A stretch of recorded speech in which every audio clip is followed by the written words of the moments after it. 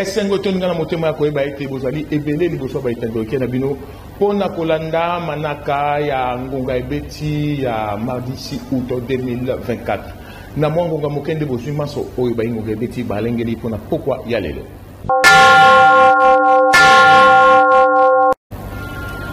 Clôture, il y a dépôt, il y a candidature pour l'élection, il y a membre du bureau définitif au niveau de la chambre haute de Sénat. Et ça, les Makibongo, Mokolo, il y a mardi 6 août 2024. Dans notre Moko, il y a Mabé Pambate, Bitumba et Bimaki, qui a parlé du peuple entre les membres de Pestolobi. Quand pro Augustin Kabouya, secrétaire général, P. Bayi, structure, il y a eu des personnes Bengi Bongo, Vision Fachi O et Kambamaga, Namona Mboka, Jeko Beya, eux, se peut quitter. Ndenge, Augustin Kabouya a été pour accompagner candidat, il y a eu des personnes à poste de président, il y a chambre haute, il y a parlement. Voilà.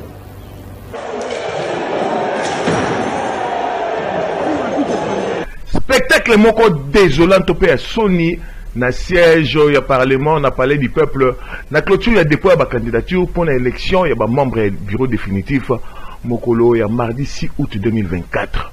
Entre membres, il y a UDPS Bango na Bango. Tout le monde qui bongo, Bakabona qui na deux camps. Bato, il y a secrétaire général Augustin Kabouya Oyo. Yaki et Longona Yemoko qui accompagné candidat à UDPS. N'a pas la présidence. Membre ya structure ya IDPS Vision Fachi Oyo et Kambamaka na mwana mboka Jeko Beya Oyo bango bazalaki contre que Augustin Kabouya a engagé les sous IDPS na ko accompagner ka candidat na bango na présidence ya Sénat. Babuki ba porte ba vitre et panzani ba mesa ba kiti ko bukana bongo na bokomi ya la police masasi kutu et betaki bolanda bino moko.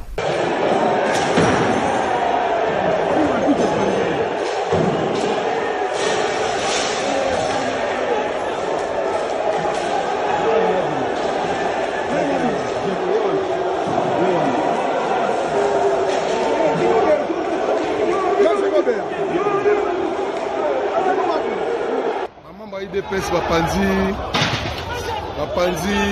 Mamir a parlé du peuple.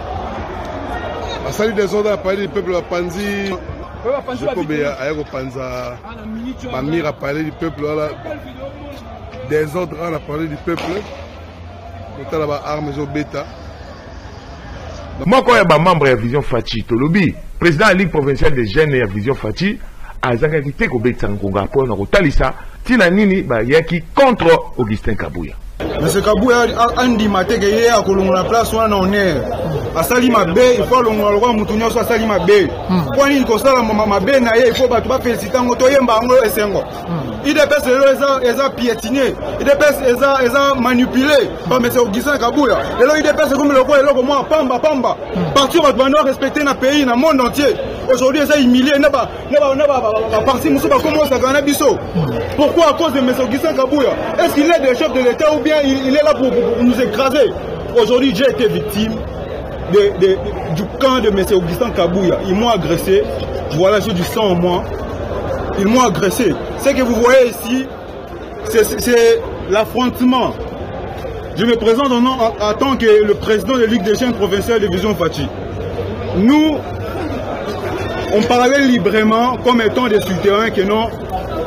Mais Augustin Kabouya a fait le déshonneur. Il a déshonoré la mémoire du Finks. Ba institution ya mboka ezali sacré. Bitumba na kati ya parlement pour la partie présidentielle ezali Soni Makasi. Pambate tata mokonzi azali gara ba institution. Soki ezalaki ba député to pe ba sénateur bango na bango wana ningaki sa ndenge mususu. Ngonga ebeti.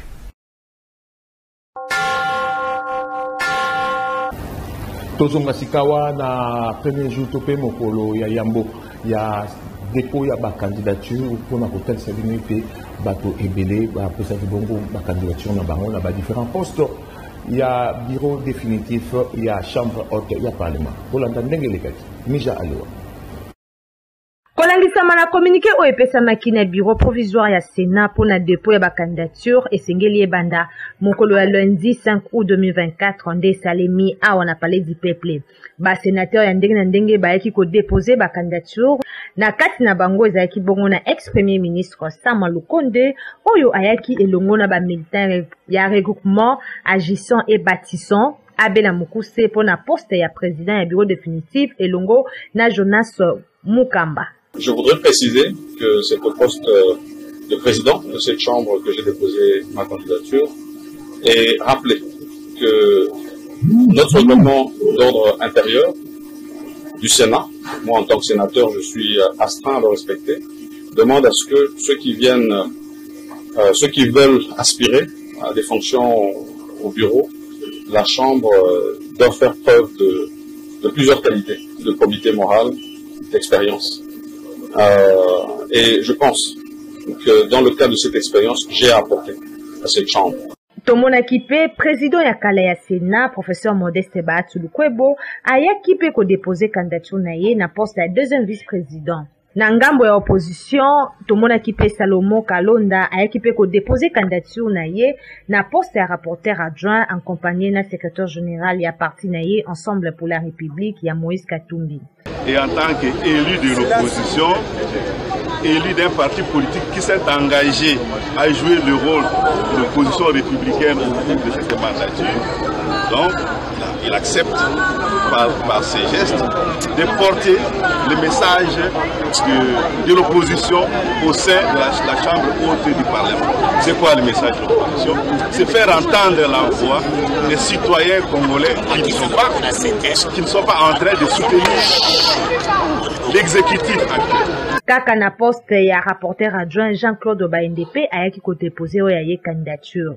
Ba mama pe bazali dans kati ya course tomonaki pe Nefertiti Ngundiaza ayaki pe ko déposer candidature na ye na poste ya rapporteur P Justin Mwanangongo. Yakoyeba ezali ete au total 9 candidatures o ezali déjà réceptionnées yango ezali kokoba kino mokolo ya mardi 6 août 2024 ngonga e beti.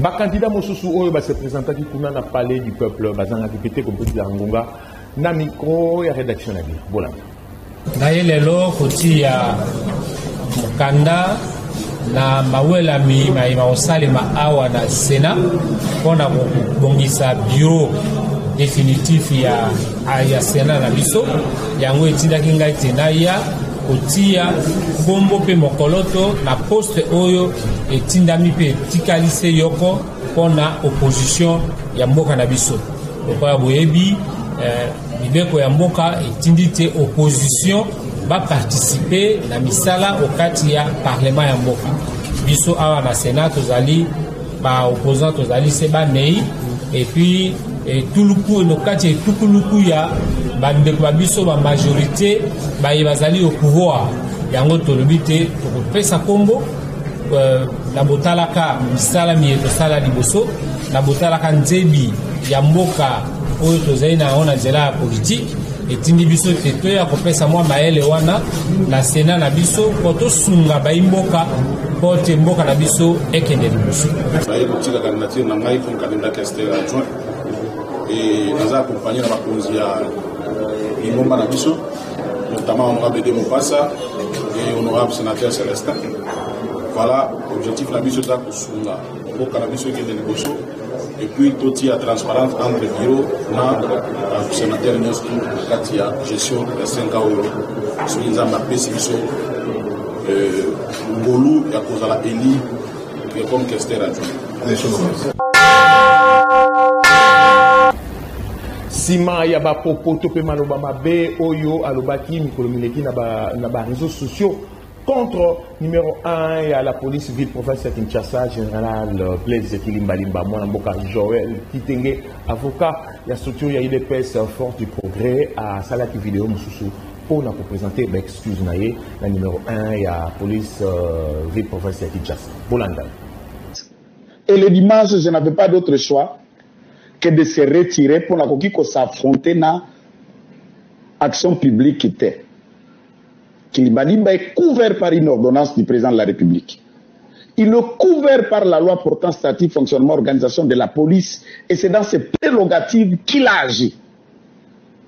Et en pleine raison, connaissant la réaction de la réciprocité, j'ai dit décider, il y a qu'à se retirer à Kinshasa, mais dans ma conscience, je suis resté tourmenté.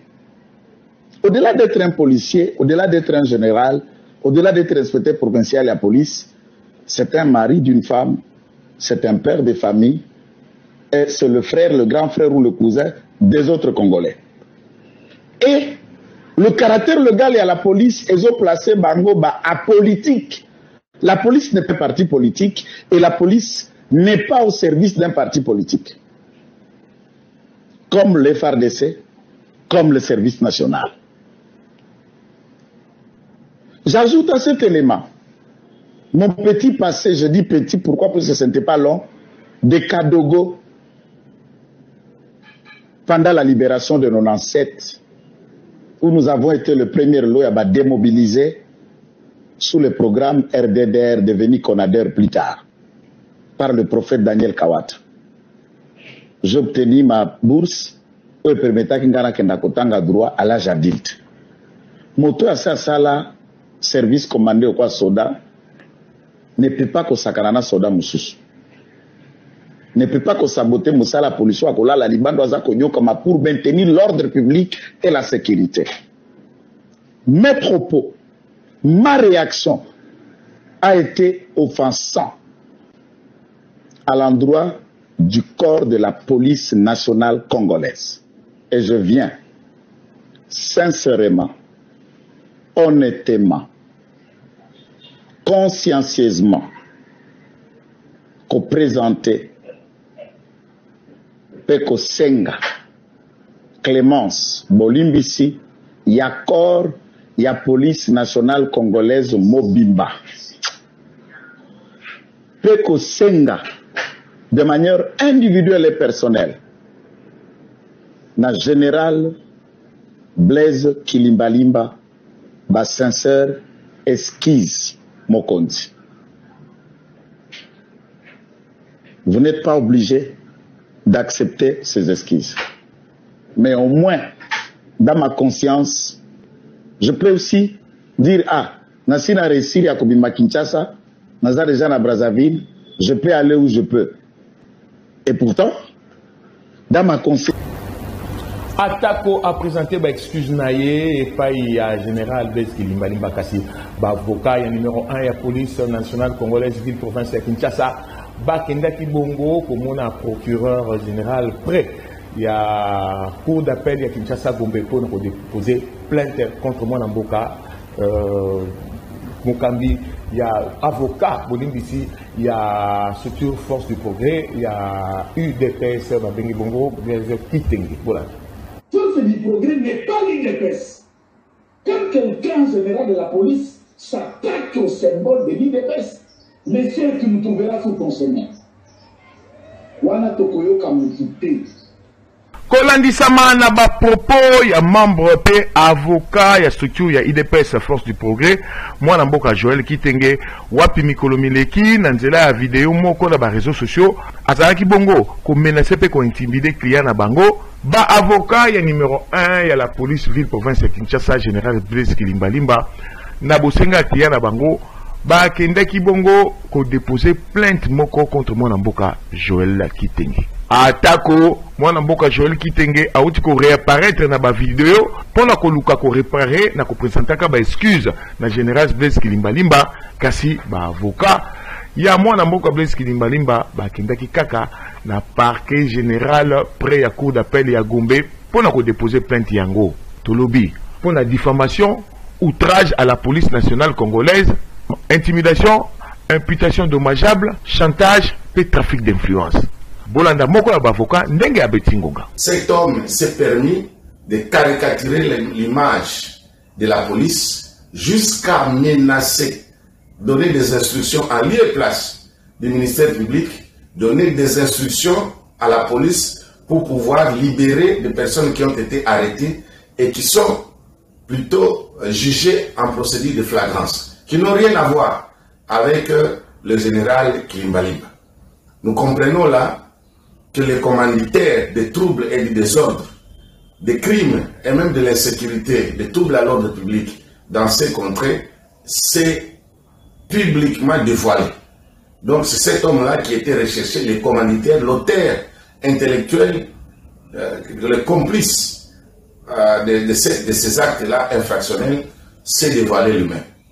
Alors, le général s'est plaint et il a déposé plainte au parquet général.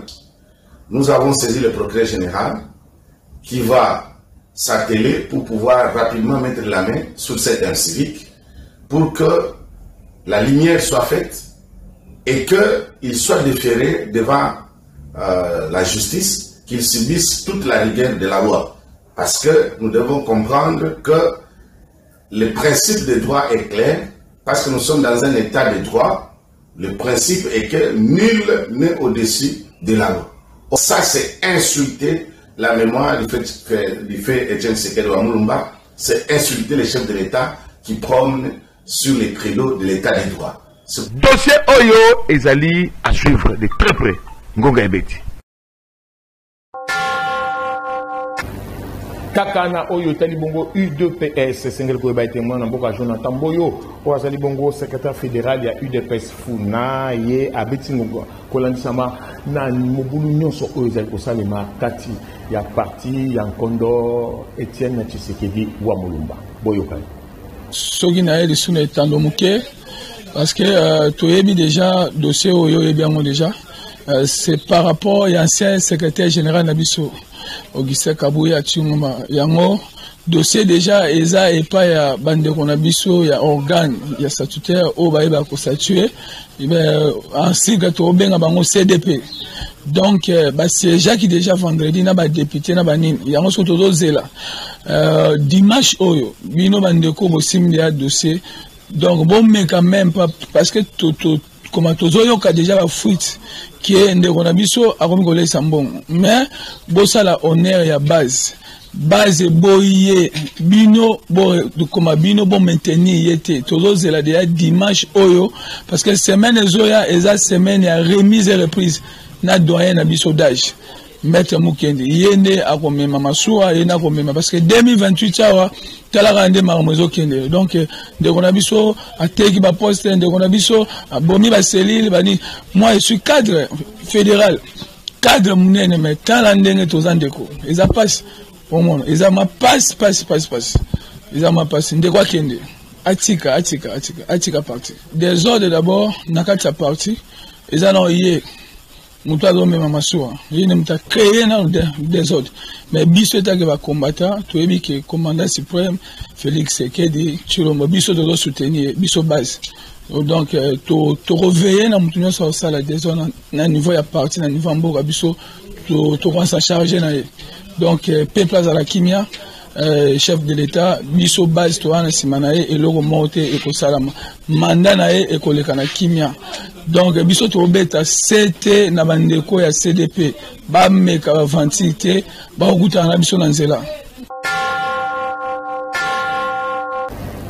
Totiki UDPS pour nous kende bongo na MLC parti à mon amboka Jean-Pierre Bemba Gombo pour nous Sabino était cérémonie ya installation ya bayi association fourmilière à Bembis Afob na Bokuse moko ya ba structure spécialisée na kati ya mouvement de libération du Congo oyo ekamba makabongo na mwana mboka mama Antoinette Kwangu et Salima Kibongo week-end eleki na ville portuaire ya Matadi ke zone wana na Congo central na compte ya MLC Matadi bola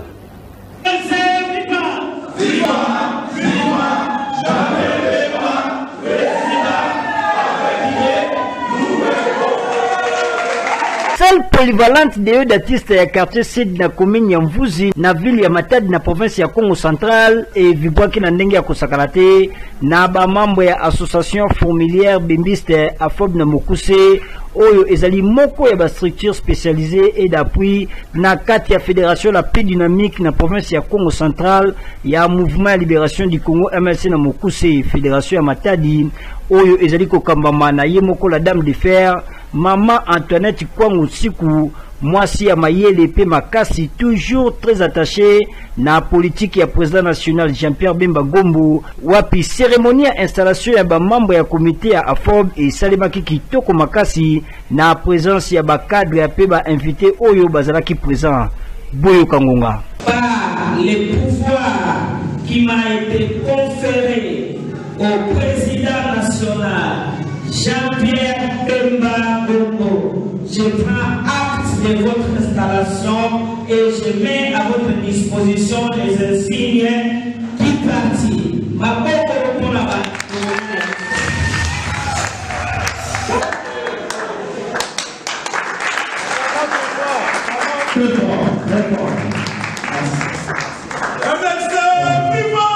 na maloba na ye présidente fédérale Antoinette Kwangu Siku asengi na ba membre ya comité ya AFOB kozala toujours très fidèle na vision politique ya Jean-Pierre Bemba Gombo na province mobimba ya Congo central. Boyo Kangonga. Grande journée pour la fédération de Matadi dont nous avons l'honneur de diriger a procédé ce jeudi 1er août à l'installation des comités de base de l'association fourmilière le Bembiste AFOB en sigle, une structure d'appui et d'accompagnement au MLC. Cela étant, nous avons installé les comités urbains et les comités communaux. Dans l'entretemps, une série d'activités sont prévues, notamment le 17 août prochain, une matinée politique qui sera organisée par une structure d'appui dénommée Base Solide. Et le 30 septembre, l'anniversaire du parti sera organisé par la fédération, les comités exécutifs fédéraux, ensemble avec les structures spécialisées et d'appui de la fédération de Matadi. Ndenge kaka balobaka na MLC na Nzambe Tukulunga Ngonga Ebeti.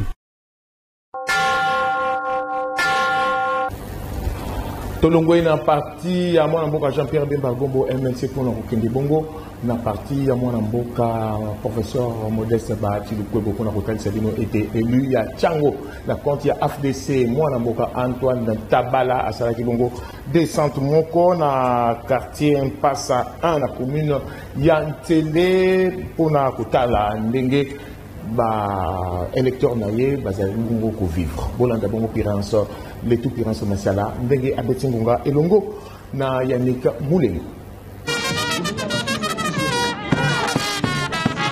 Toujours na cadre ya vacances parlementaires na ye l'homme du terrain Eli Abana ya Tchangu pour na compte ya lisanga politique Alliance des forces démocratiques du Congo FDC na Mokuse député national Antoine Tabala oyo azalaki accompagné na ba membre ya fondation na ye wapi bakitaki lisusu na quartier Passa 1 mingi penza na localité Ngampamamuke na commune ya Ntili pour na komona ye moko na miso pe koyoka ba difficulté oyo population ya quartier Passa 1 bazali na yango oyo ezali bongo bozangi ba infrastructure de base insécurité na population na oyo etali phénomène kuluna likambo ya mai pe courant pe makambo mususu population ya localité Ngapama bazalaki na esengo makasi na komona l'homme du terrain ko kitela bango sur place oyo pona bango ezali mbala ya liboso komona député national ko komela bango pona koyeba kozwa makambo oyo ezali kotungisa bango pe bango basalaki memo oyo bapesaki Elia Tchangu ye moko na maboko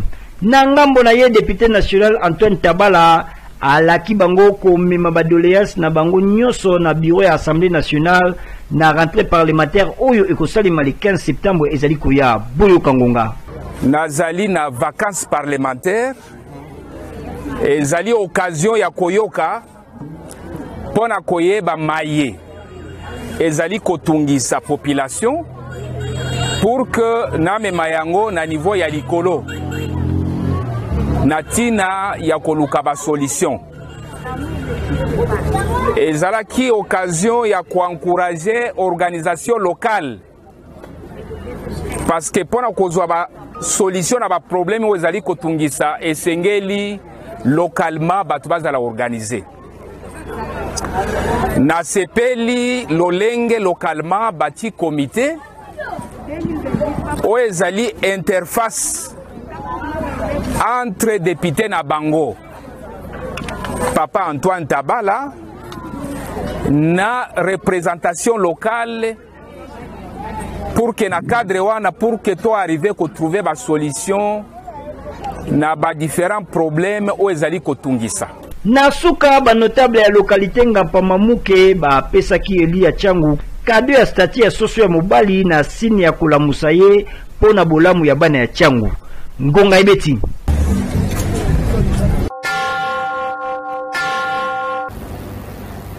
Bayi province ya Kwango mingi peza communauté ya bana Kwango bazali bongo na ville province ya Kinshasa ba utaki bongo kosala déclaration mokolo ya mardi 6 août 2024 na nzela ya moko na bango to bimo na mboka Augustin Salabia kolandisama na ba menace pe batak ozali kokomela moko na bango to lobi bongo mwana mboka honorable Jonathan Bialusuka Wata ozali bongo autorité ya ABG boyo kabango na micro ya Patrick Lusala bolanda. Expression de mécontentement de la communauté congolaise. Kolandisama na ba menace pe bataki oyo honorable Jonathan Bialusuka Wata autorité morale ya parti ABG azali kokutana na yango nde communauté congolaise en général pe populaise en particulier ba tombolaki mongongo na nzela ya déclaration oyo etangamaki na moko na bango Augustin Salabia pour na kotalisa mécontentement pe indignation na bango boyo kangonga. Nous, membres de la communauté congolaise en général et populaise en particulier, venons par la présente exprimer non seulement notre mécontentement, mais aussi notre indignation suite aux menaces et attaques exacerbes dont est victime un de nos dignes fils, l'honorable Jonathan Bialusuka Wata. En effet, depuis l'avènement de l'Union sacrée de la nation, notre frère est victime de plusieurs menaces, tant verbales qu'écrites, pour le seul objectif de le museler politiquement et d'éteindre la flamme de l'unité qu'il a toujours caractérisée. La toute dernière fut celle du mercredi 31 juillet 2024 par la chaîne de radio-télévision Buisson Ardent lors de l'émission Qui dit vrai. Contrairement au titre de son émission, l'animateur a paru ridicule aux yeux du monde. C'est quelqu'un qui ignore l'histoire de notre pays, qui confond les événements même les plus récents. Quelle honte! Ce journaliste a fait preuve de grosses insuffisances dans son investigation, des faits incohérents, un mensonge cousu de toutes pièces. Si le ridicule tuait, on aurait déjà annoncé le programme de ses obsèques. Il s'est plongé dans un gouffre d'ignorance, d'incohérence et d'approximation. Bref, un tangueur dans le non-sens. Il est à noter que la télévision, la radio sont des outils commerciaux. Mais vouloir commercialiser la médiocrité, c'est donner la parole aux cochons pour que de leur grognement, la société s'affaiblisse. Et à sa détermination de présenter la vraie image d'un homme politique dans ce coin du pays que Jonathan suscite la haine de certains frères politiques du Congo qui font déjà naufrage. Sans nous voler la face, Jonathan s'est imposé pour ne parler que de ce coin du pays. Le seul Congolais dont les œuvres sociales pullulent dans chacun des 5 territoires du Congo, alors que ceux qui cherchent à l'étouffer ne présentent aucune trace sociale sur toute l'étendue du Congo. Que vive le Congo, que vive la République démocratique du Congo pour l'organisation. Merci. Ngonga Ibeti. Na basango mosusu sima na ekolanda bongo formation na Beijing aujourd'hui wana na ekolo Chine ingénieur Redi Bekoma oyo azali bon expert na développement ye ali bon komema expérience oyo azui na ba pays Afrique subsaharienne awa na Congo démocratique bolanda e na micro ya l'équipe Masiala na tamuke tosali koleba na mboka oyo to bimi moko ya ba expert na développement na niveau ya Afrique francophone moni eloko ezali kozongisa mboka simezaki tangu na no Congo tozwaki indépendance jusqu'à présent tout cas là jamais qu'on définir politique ya Congo. Politique ya Congo est définie, c'est-à-dire le projet il y a 5 ans 10 ans et développer Mboka te, c'est-à-dire surtout le Congo est le continent mobimba, c'est-à-dire pour le Congo tous il en développement il faut tous la projet il y a 50 ans tous on a devoir il y a que définir politique ya Congo, c'est-à-dire les scientifiques ya Congo va vendre va définir politique ya Congo, c'est-à-dire quoi tous le na Congo économie ya Congo za malamu te parce que tous a importer mingi, c'est-à-dire tous a kosela tous a bilo mingi tous a kokende ko bilo ko libanda ezoya na mboka na biso, c'est-à-dire mon économie est stabilité et puis na pays o elingi et mata na développement secteur ba tala mbongo mingi za secteur agricole, pêche et élevage, c'est-à-dire ceux qui totie misolo na biso pourquoi bitango to définir politique ya Congo tous a projet 50 ans sur le plan agricole il faut atteindre niveau moko, c'est-à-dire quoi na budget ba ko définir que non autant de pourcentage il faut et que les secteur pour la secteur agricole, pêche et élevage, c'est-à-dire tu dois attendre na projet 50 ans attends tu changer même 10 présidents même 20 présidents, c'est-à-dire président ouais ko remplacer muninga azana droite ya ko bulongo la projet wana non akoya na mayele na ye abakisa o ebongi pour que projet wana sa nini et aboutir omoni na Chine po Chine ko manenga za Chine ko milelo omoni so moni na mbonga ba chinois bataka elongi ya président Mao bataka logine po na nini tant que président Mao à l'époque Chine qui a conflit qui na bitumba tant dès quand ils qui côté à Chine et même les Chinois ba longa qui guerre quand le président Mao a PCC ils a parti politique PCC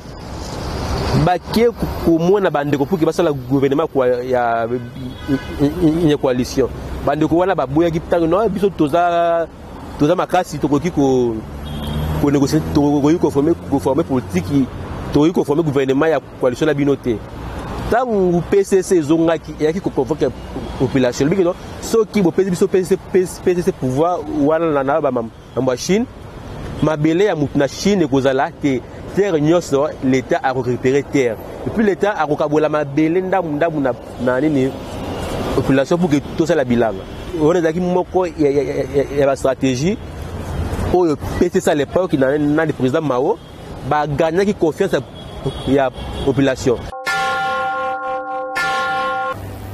na mois de septembre habité lo et font la porte pour été ba ekoliba pour bongo kozonga na kotanga pona école nini yo okotinda mwana na voilà.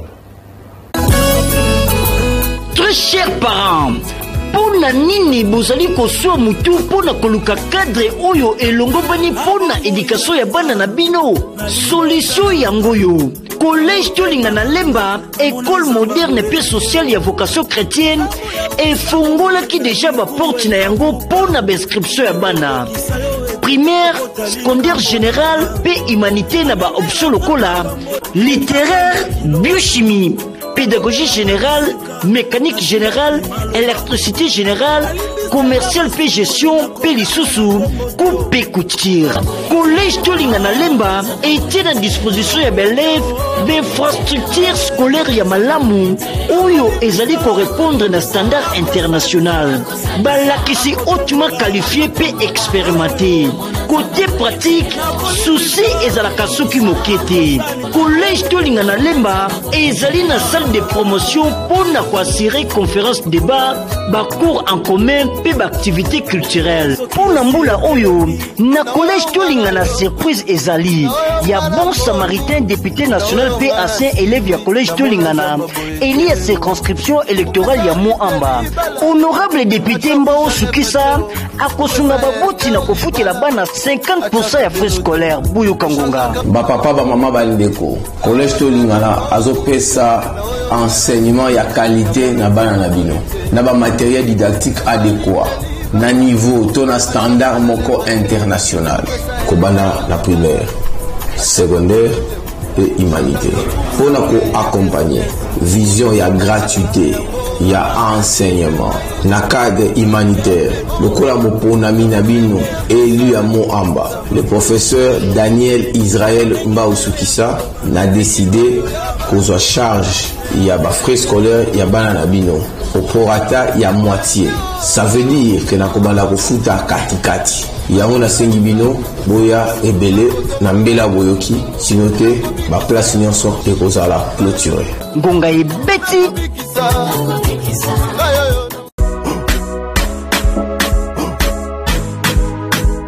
Pour un meilleur encadrement de vos enfants, chers parents, école Ezali Semoko na commune ya Kasavubu, lycée Déborah. Lycée Déborah, les facilitateurs du savoir, Kobandana maternelle, 3 ans, 4 ans, P5 ans, primaire, enseignement de base, 7e P8e, humanité, naba option lokola, latin philo, biochimie, pédagogie générale, commercial et gestion, coupé couture, P électricité.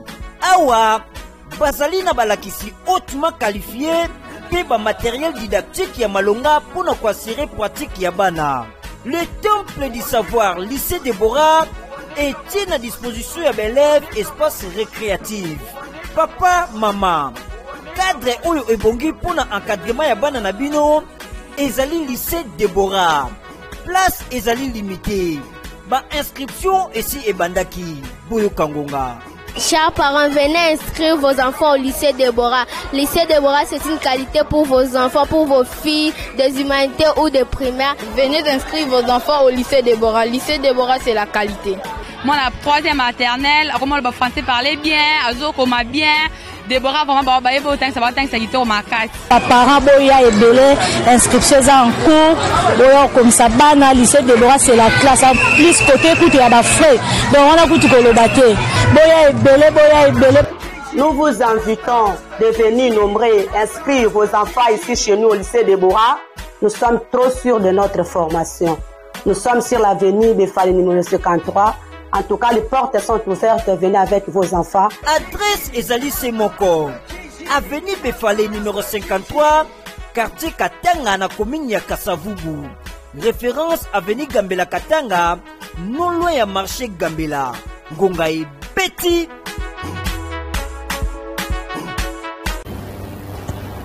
Édition Nabiso, il y a mardi 6 août 2024 et Suki Awa, merci Eke Ibongo. Na mwana mboka Christian Mwakutu Oyo Asimbaki, montage, prise de vue, et réalisation Zali Bongo assuré na mwana mboka Kupa, Bola, Bongo, Suneman Boyonde, assuré Kuna na régie finale. Mokolo, il y a mercredi 7 août 2024 de Mifika Namboma à Kitani Nangaiko na Sabino Basango Mosusu Yamanaka Nabino Ngonga Ebeti merci Nabino Bolandi Biso Uta Komino ya Makala Boboto Omaboto Nabi.